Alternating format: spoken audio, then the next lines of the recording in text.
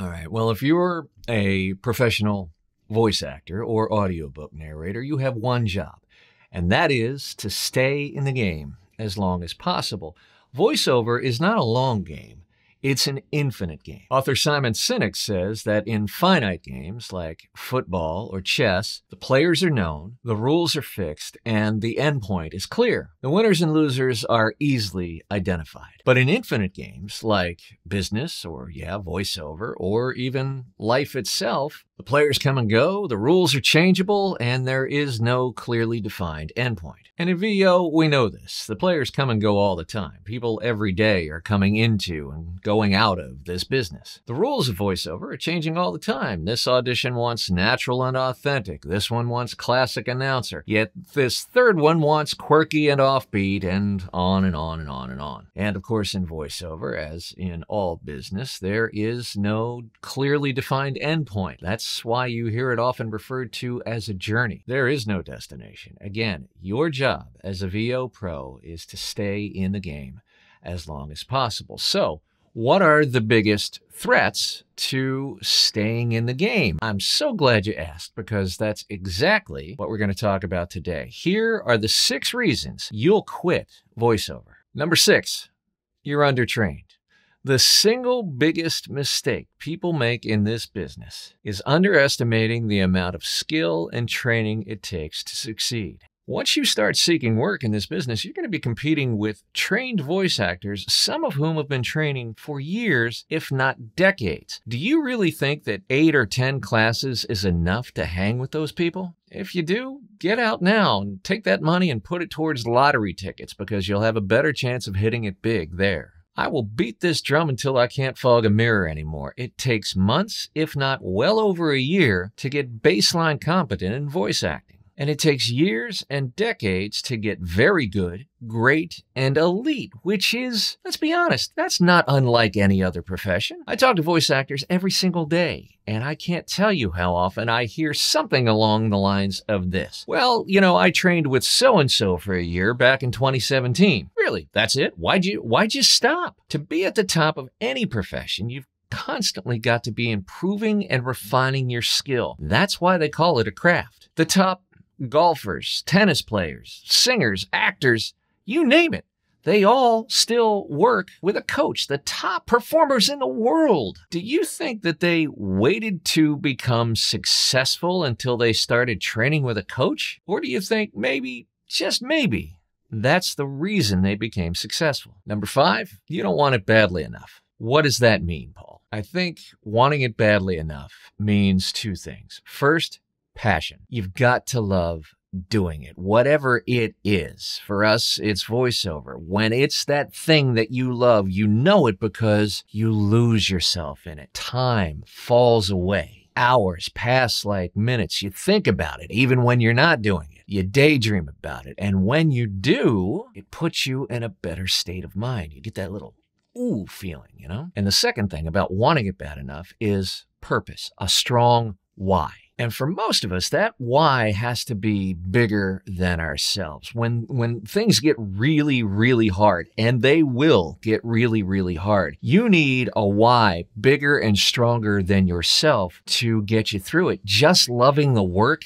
ain't enough, kids. And having that bigger, stronger purpose can be the difference between throwing in the towel and sticking it out. Now, for years, my why has always been my son. Voiceover, for me, always mapped back to him. It was always a way for me to provide a better life for him and to have freedom of time and flexibility with my time so that I could spend more time with him as he grew up. As I'm filming this today, he just turned 17 last week, and he is getting ready to explore colleges, go off to college, and launch his life. And so I've been in a weird place where I have to re-examine my why. My why is shifting because my son doesn't need me as much anymore.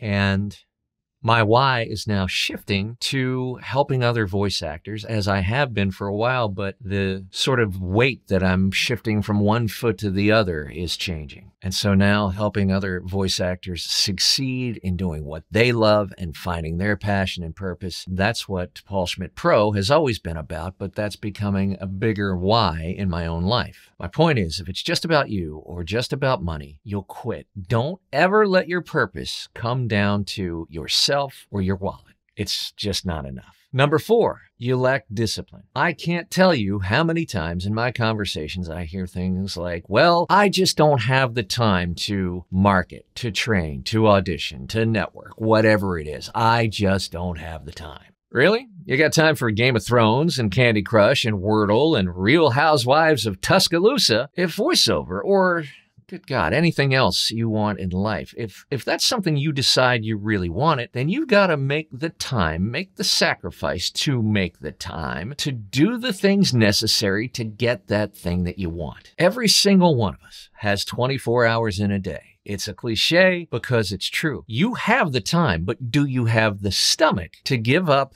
the candy, the distractions that don't lead you any closer to your life's goals and changing your life? In his book, It Takes What It Takes, the late author Trevor Moawad quoted the great college football coach Nick Saban. He says this, "But the fact of the matter is, if you want to be good, you don't really have a lot of choices because it takes what it takes.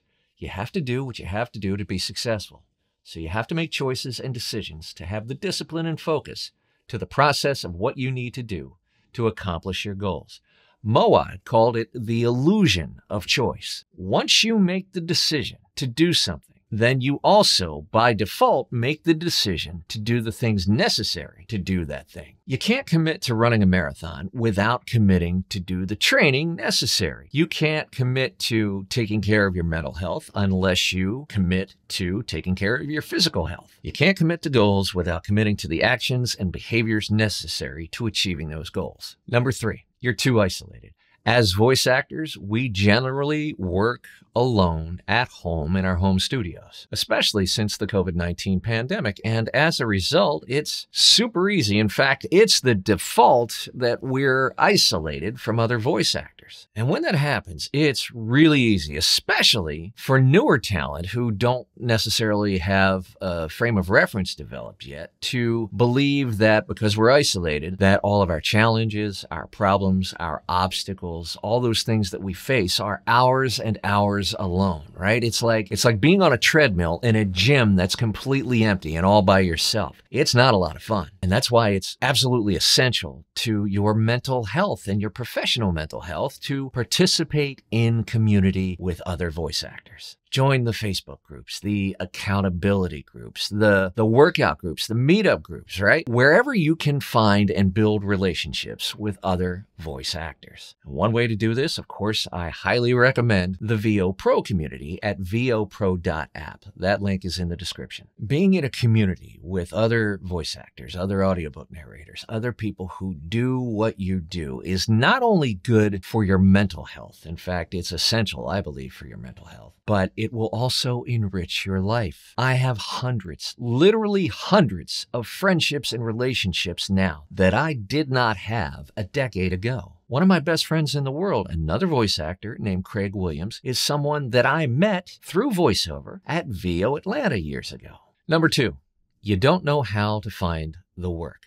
Wichita State University estimates that sales and marketing comprise about 10% of all jobs in the U.S. And if that's true, then it stands to reason that 90% of the people that come into voiceover, because we get people in this business from all walks of life, let's estimate that 90% have never had any exposure to or built any expertise in sales and marketing. So if you don't have that expertise, that's not your fault. It's not your fault you don't have any sales or marketing experience coming into the business any more than it's your fault that you don't have any acting experience coming into this business. But what is your fault is assuming that you can be successful in voice acting without learning how to market your business, i.e., find the work. Why on earth would you go to all the trouble and do all the training and learn how to do the work, but not go through the training to learn how to find the work? The days certainly of new voice actors coming into the business,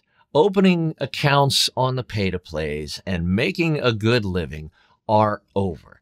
The COVID-19 pandemic saturated the market with people who thought they could do just that. In 2024 and beyond, learning to market your business directly to prospects, to grow relationships over time so that when projects do come up, you're top of mind.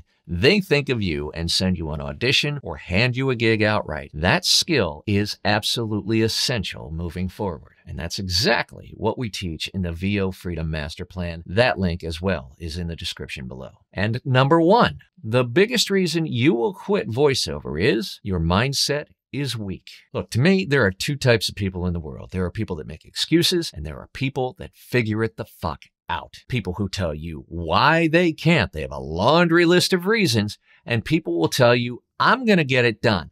I have no idea how yet, but I'm going to make it happen. Years ago, I talked to an entrepreneur who is a friend, Amy Brockman, and she told me this: entrepreneurship is like jumping off a cliff and sewing the parachute together on the way down. And she's right. You don't know how to find clients? So what? Learn to. You don't know how to reach out to them? So what? Learn to. You don't know how to do promo now?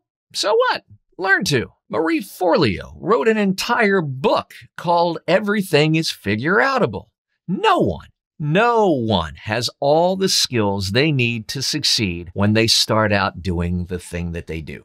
But the ones who do succeed all have one thing: a rock-solid mindset that says, you know what? I don't know how, but I'm going to figure it out and I'm going to make it happen. Without a strong growth, figure-it-the-fuck-out mindset, voiceover becomes a finite game really fast. If this video inspired you, if you got value out of it, more importantly, if you think it will help other voice actors, other audiobook narrators, maybe other entrepreneurs in general, then share it with them. Do that for me so that we can help other people, and also do me one more solid and watch this video right here. And finally, to get my Move, Touch, Inspire newsletter for voice actors that comes out every Thursday and is absolutely free, click on that link in the description or show notes as well. And we'll see you back here again soon. Thanks so much for watching.